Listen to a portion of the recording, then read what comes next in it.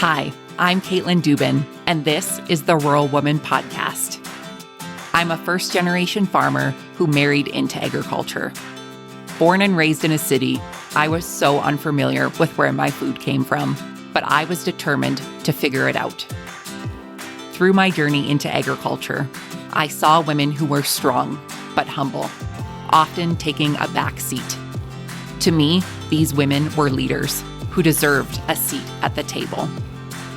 I created the Rural Woman Podcast to share the voices of women in an industry whose stories often went untold. The rural entrepreneurs who live and breathe their work, full of grit and pride. We come here to share our stories, to be in community with each other, to be challenged and inspired, but most importantly, to be celebrated and to be heard. We may not all live, farm, ranch, or homestead the same, but we are all connected. We are rural women, and our stories are worthy of being told.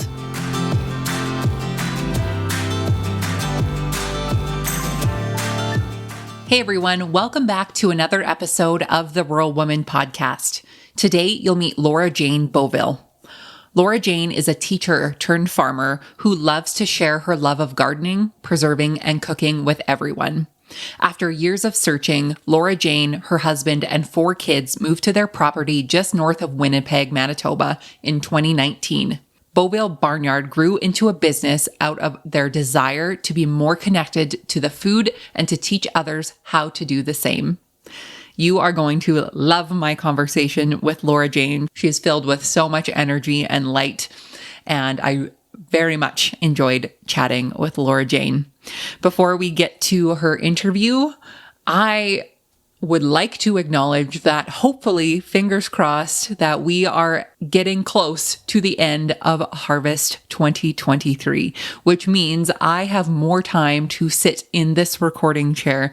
And what I am asking for you, the listeners of the Rural Woman Podcast, if you would like to share your story on the show, or you would like to hear a fellow female farmer, rancher, homesteader, woman in agriculture extraordinaire here on the Rural Woman Podcast, we do have a form on wildrosefarmer.com for you to fill out to do just that. I would love to share your story and the other incredible stories of women in agriculture. And I love a good recommendation, whether you're recommending yourself or another incredible woman in agriculture. So head on over to wildrosefarmer.com, and under the Rural Woman Podcast tab, there is a form to either nominate yourself or another incredible woman in agriculture to share their story on the show. I am looking forward to another incredible recording season of the Rural Woman Podcast. So please put your name forward or the other incredible women that you would like to hear from. Without further ado, my friends, let's get to this week's episode with Laura Jane.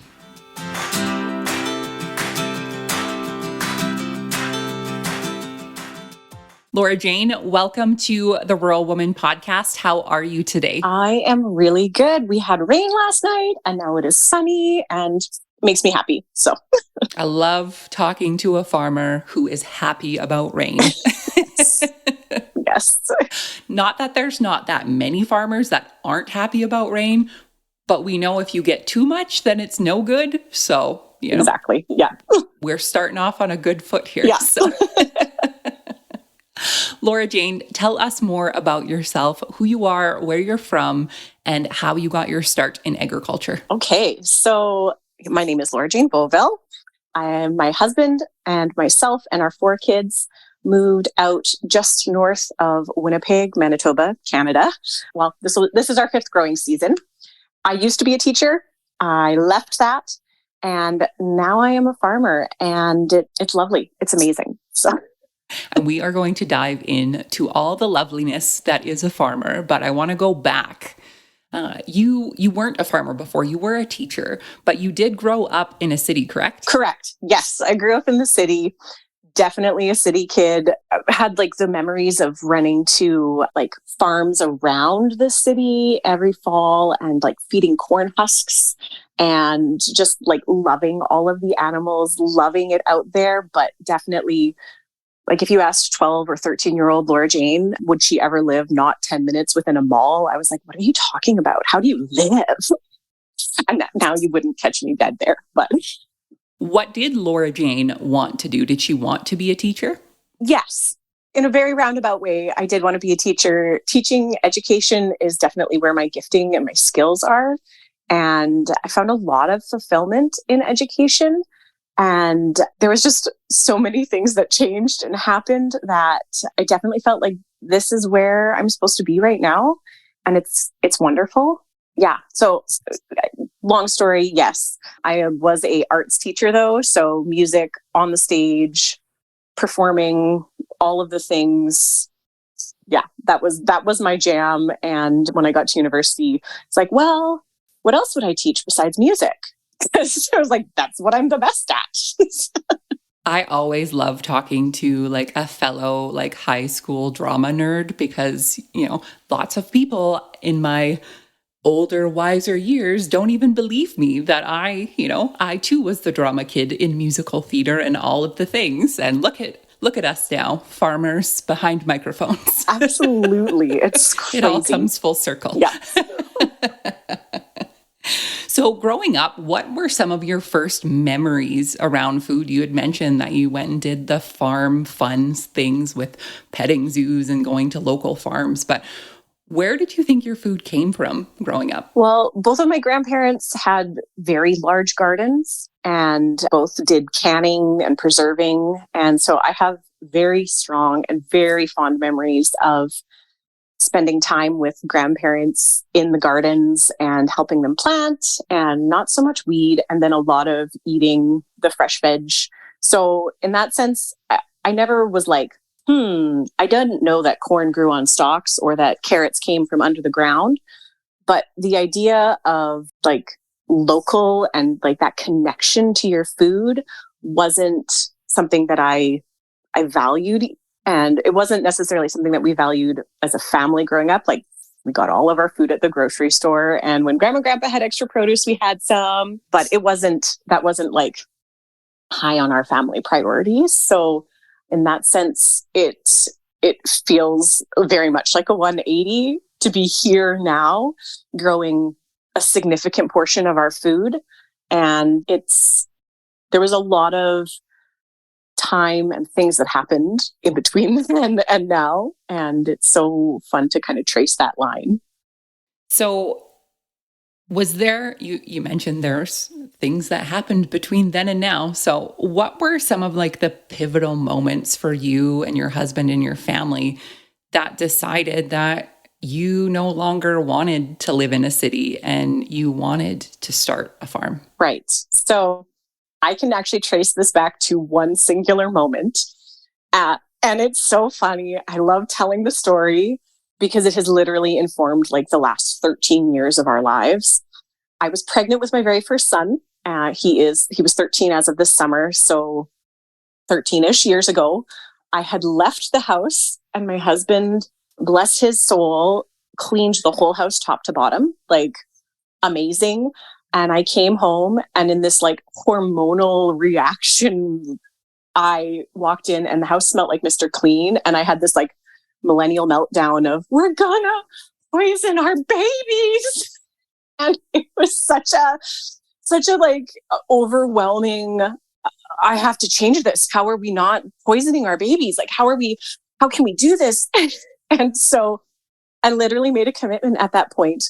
So I was pregnant with our first. We had just bought a home. We had both just graduated from university as educators. Neither of us had jobs. And we were pregnant, about to have a baby. So we were really poor, really broke. And I couldn't go out and just purchase all of the like greener products.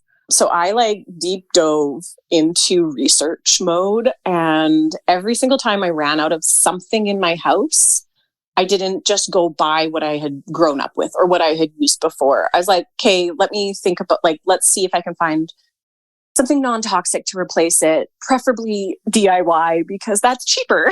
And so within a few years, like we had switched over all the house products, and I went, oh, well, what about like my makeup and like our other stuff? Like, does that have chemicals and stuff in it? And so switched over all of our home care, or like our personal care. Yeah. Personal care items and all of those things.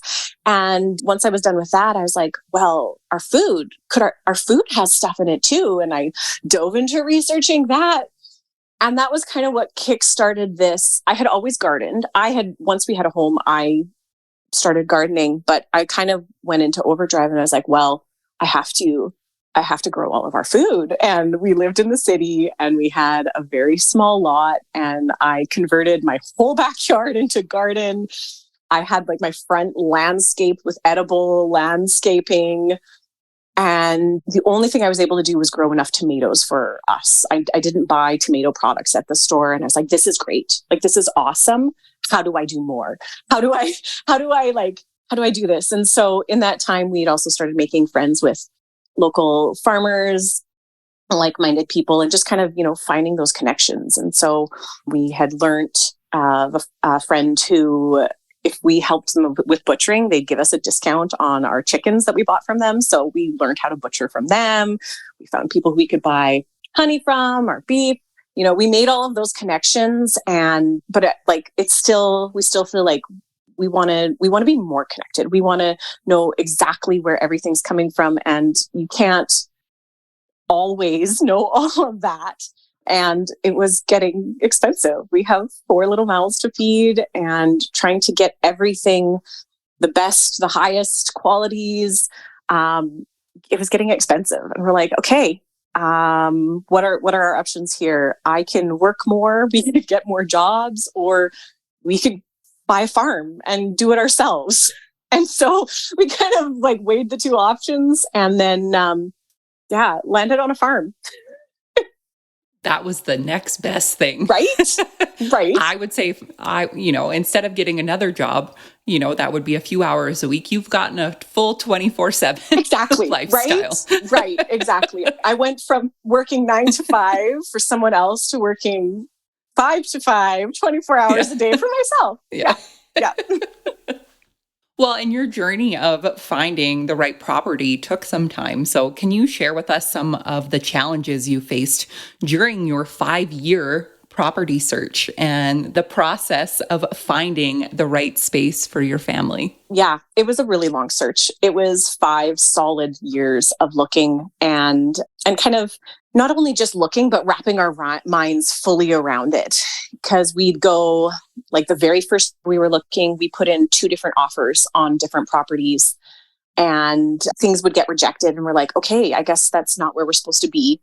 And we definitely believe that things happen for a reason. And so we weren't devastated at all. But at the same time, we went, okay, so I guess this wasn't what was supposed to be. So I guess we'll keep going. We'll keep moving forward. And in that time, we upgraded things in our city house so that when we did sell it, we were able to make a good profit on it.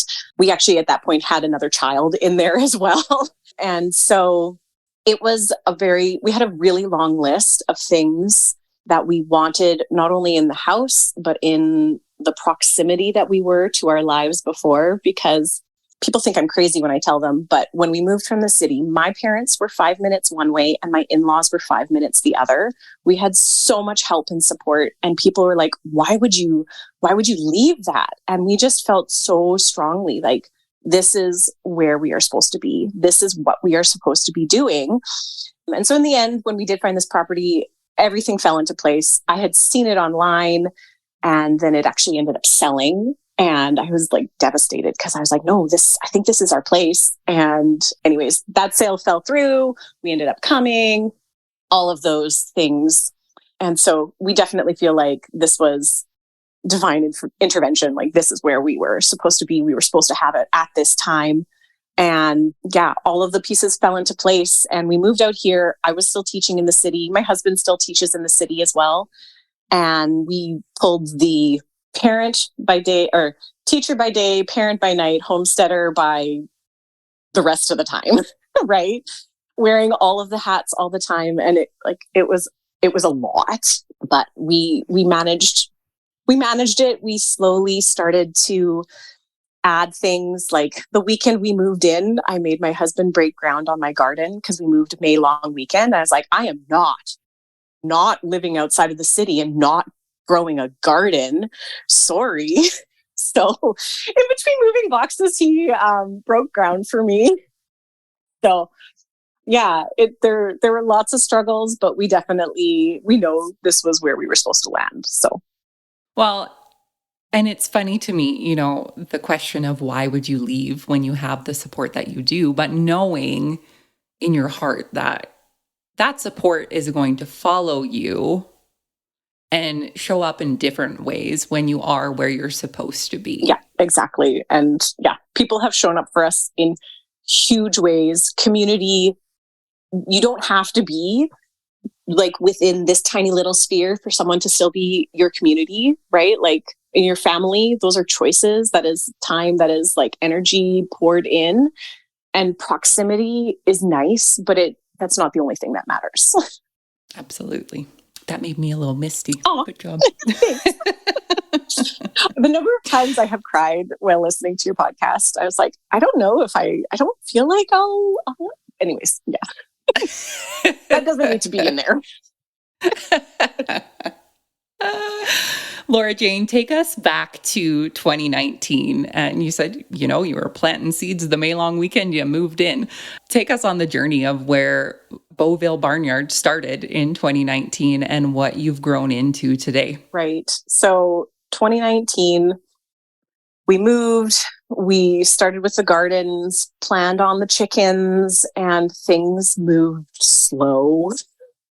Slow as molasses. The house needed a ton of repairs. And so we really focused on trying to make our space livable. Well, I did as much as I could kind of on my own on the property. And then 2020 happened. And as everyone knows, the entire world pivoted. And we pivoted real hard here too. As teachers, we were working from home, we were teaching from home, but that meant we were home. And all of a sudden, my husband, who is a coach on top of his teaching, so that means he's putting in hours and hours and hours outside of the normal school day and in the community, he was home all of a sudden, and he's never been home. And he is one of those people who has boundless ADHD energy and needs something to do. And so, yeah, he poured all of his energy into all of our infrastructure, getting stuff set up for us, getting set up for me to be able to manage it kind of without his daily, well, he's definitely a daily input, but as much like of that as possible. And so, yeah, in 2020, we went from 2 smaller gardens to now we have over an acre of gardens spread out in a bunch of different areas. We had a few chickens in a converted coop that we made. We built a second one. We have a large flock of layers, and we upped the amount of meat chickens that we raise. So we raise pasture-raised chickens that we sell. And we now run a small market garden, and I sell our Bowville boxes. And you need a good name. I love alliteration. You need a good name. And that kind of all came as of last growing season. I launched our Bovilles Barnyard the year before. I had some health issues, and I had taken leave of absence from my teaching position. And in that time, it gave me like time and space that I had literally have never had. And I went, okay, like, what do I want to do when I'm an adult? What do I want to do as a grown up? Because as much as I love education and educating, it just wasn't working for our family, burning both ends of the candle. What's that saying? Yeah. Both ends of the candle at the same time. And I was burning out. And my kids are of the age that if we do activities, they have to be driven, and my kids are involved in stuff. And it was just go, go, go, go, go. And it wasn't sustainable. And I was finding that I was expending energy on the kids at school, and I'd come home and I didn't have that for my family at home, which is my number one priority. And so we said, okay, something's got to change. How do I do that? And Bovilles Barnyard came out of that. And we went, okay, So if I'm not going to school or like teaching at school, what am I going to do? And so we started selling our Bowville boxes seasonally, what is available from our gardens. They include eggs and pasture-raised chicken. And then I started recently, this year, I started teaching Bowville classes, which is probably the thing I'm most excited about because it combines my education background with farming, which is what I am absolutely loving. And I get to share that with other people and share their connection to food and hopefully inspire them to make some steps towards connecting with their food, even if that's just like sitting down, and we always share a snack at our classes when they're in person, even if it's just that connection there. But it has been so meaningful. I have really, really enjoyed it. And yeah, so Bowville classes, Bowville boxes. I love alliteration. Bowville everything. Right? Right. That's amazing, Laura Jane. And thank you for sharing that story with us about, recognizing the burnout that you are feeling. You put it into words beautifully. And I think there are a lot of people who hear that and can relate to that and maybe don't have the words to put behind it. But like you said, giving all of your energy during the day and then coming home and giving what's left over to the people that you chose and to the people that you made and to your people is a realization that I think, in the last few years, for sure, people have definitely had. So again, thank you so much for sharing that with us because, not only coming to that realization is not easy, but for a lot of people, it's not easy to talk about either. Right. And it was not hard to tell the people in my life, like, hey, I'm not a teacher anymore. But it was weird. I kept joking. I told my husband, I'm retiring. And he would get so annoyed. He's like, you are not retiring. You are working so much harder. Stop saying you're retiring. I'm like, I know, but it's fun to say I'm retiring. Right. So obviously the teaching background is a big inspiration to wanting to teach these classes, but was there a need for this in your community that you found? Yes. I found every time I share something online, and I share a lot, I get questions. People want to know. People are craving it, right? And especially if you grow up in the city and you have no connection to your food, it's like, what the heck's a garlic scape? How do you cook it? How do you grow it? Does it taste good? Right? And so just to be able to be like, yeah, it tastes amazing. It was technically like a byproduct before, but it's not. And I can show them all sorts of recipes to use. And I have, oh my goodness, I can think of dozens of people in real life, not even online. Those messages are lovely and so encouraging, and I love them. But even just like real life people in my circle who are like, hey, I tried garlic scapes for the first time and they were amazing. Thank you. I had no idea they existed. Right. And just being able to share those things with other people and realizing people don't know how to can anymore. People don't know how to bake bread. People don't have these skills anymore. They're not passed down anymore. How do we fill in that gap? And I love me some YouTube. I love tutorials. I love a good blog, but there is nothing that replaces a hands-on, get your hands in the dough. You fill a can. Let's learn how to do this together. That you just can't replicate. And so it's been very fulfilling, very rewarding. I love teaching the Bowville classes. Do you do online classes as well? I'm planning on it.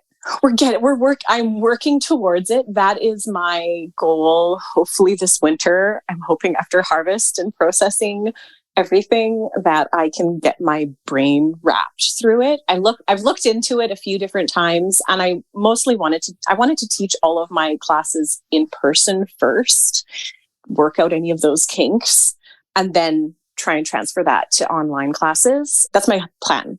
So I'm not going to put a timeline on it because it feels like a hard thing to do, but it's in the plan.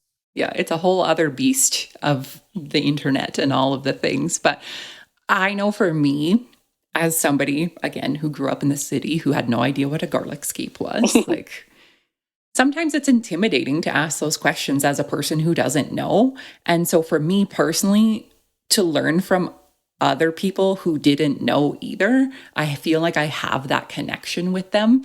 So that's a selling feature for you, for your in-person, but also online classes. So there's your pitch for you. Love it. I love it. I'm taking it. I'll take it and run. Perfect. I need no credit. So you've had 5 growing seasons now on your farm, and, you're raising your family out there. You've left your career as a teacher to pursue being a farmer and teaching on your farm. Can you share any memorable successes that you've had that you want to celebrate? Last season's garden in general, and I'll put it as like just in general, there were so many things that came into like play that I had been working and tweaking and failed at for 3 seasons before that. And it came together, and I was so proud of it. And actually the pictures that I shared with you were from the garden last summer. Hired a photographer to come take pictures in it because I was just so dang proud of it. I grew so much of our food last year.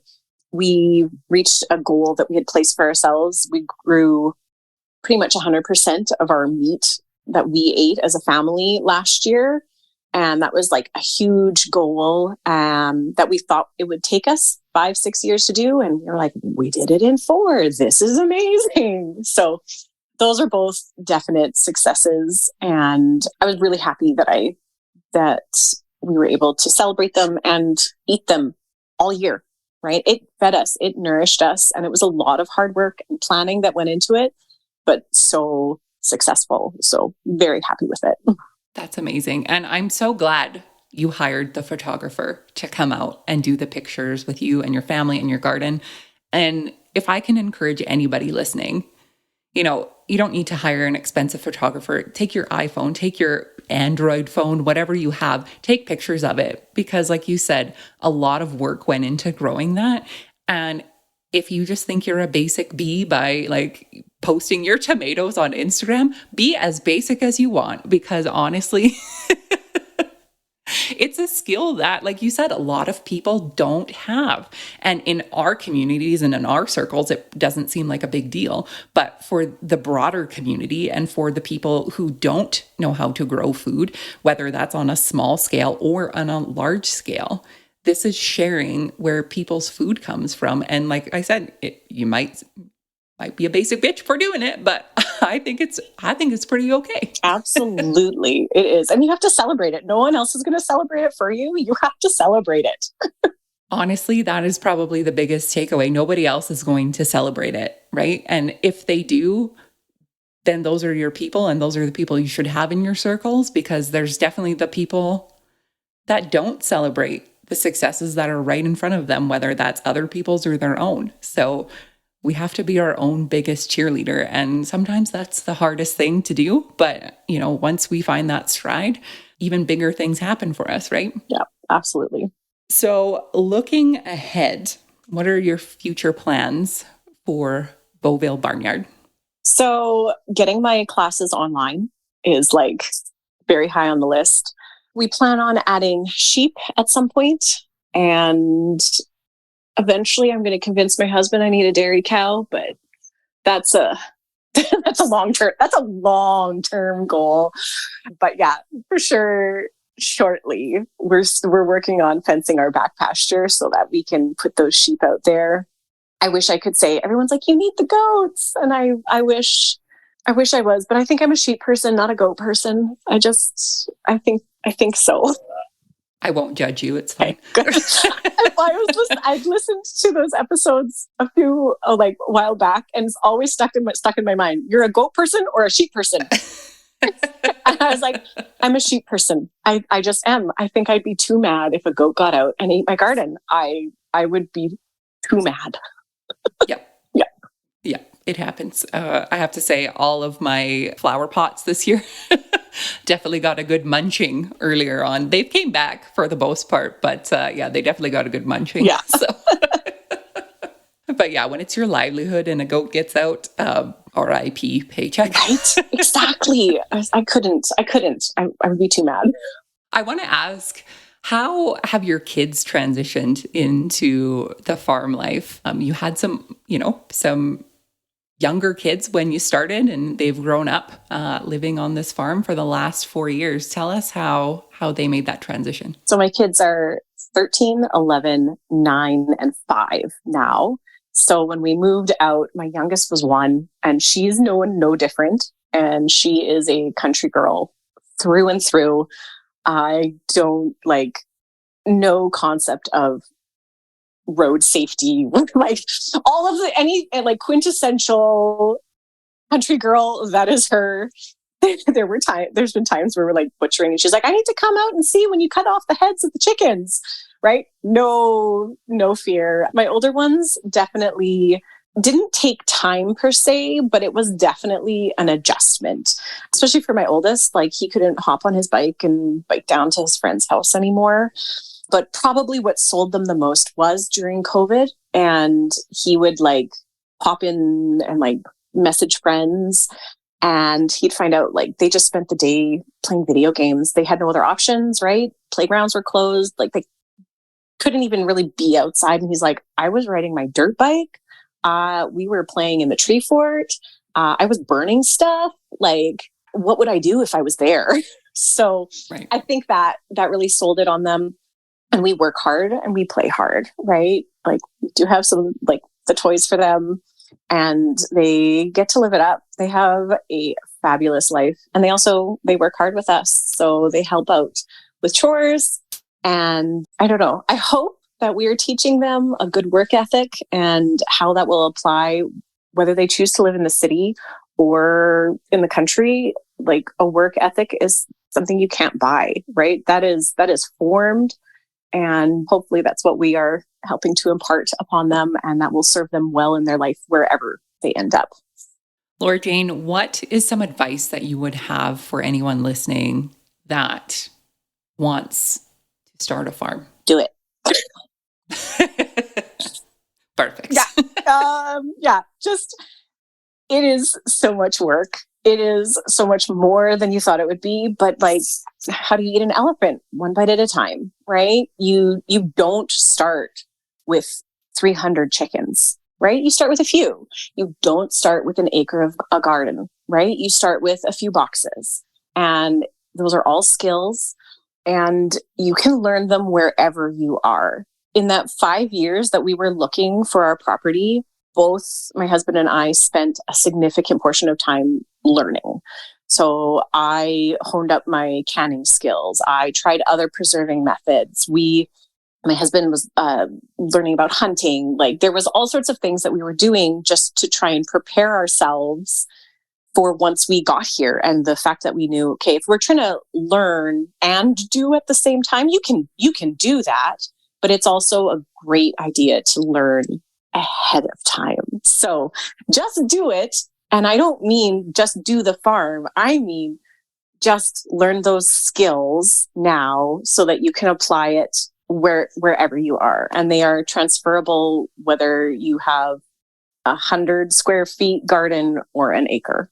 You can transfer your skills anywhere. And that goes the same as if you are a school teacher and decide that you are going to be a farmer, and you can teach your classes, you can teach your community, you can do all of these things. Our skills are transferable into any industry, not only agriculture, but in the real world too, in the outside world. Absolutely. I can't believe how much my teaching theater and education and arts has helped me now in social media. And that sounds crazy, but I know people all the time are like, how are you always putting stuff out there, your face, your whatever? I'm like, because it's just a stage. This is just a stage to me. And I'm just setting my authentic life, but it's just a stage. I'm just sharing a different stage now. This is a side note for any millennial. I will never forget this that I heard once from a friend. People were talking about how they were nervous to leave voicemails on phones because, as millennials, we don't make phone calls or whatever. I'm an older millennial. I prefer talking on the phone. But, they were like, you just have to look at it as a monologue. A voicemail is a monologue.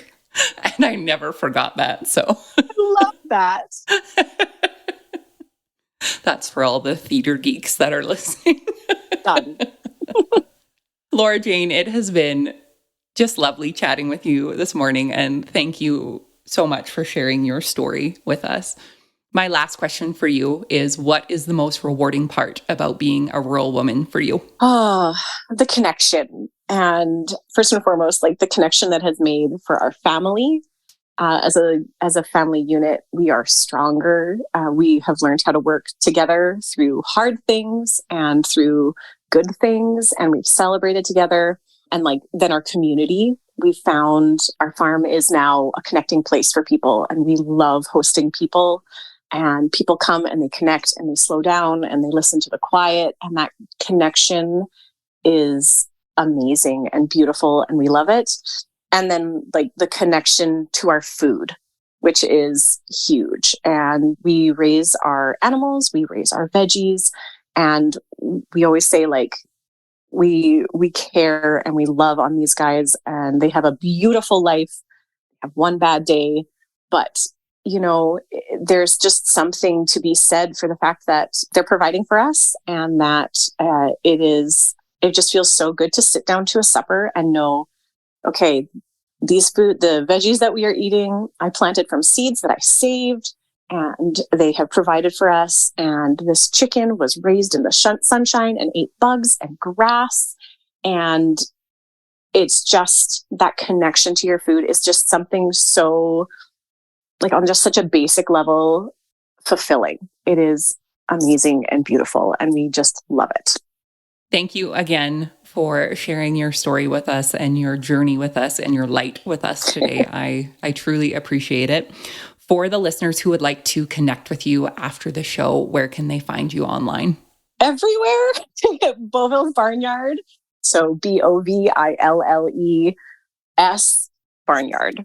And it is Instagram, Facebook. I'm on Threads. I think we're on YouTube under that handle. And then I have a website as well, Bovilles Barnyard.wordpress. Anyways, I think I sent it to you. You can put that in there, but it's there. I will put it in the show notes so people can find it and connect with you, and keep their eye out for your online classes coming soon. Yes, coming soon. Thank you again so much, Laura Jane. It has been a pleasure chatting with you. Thank you so much for having me.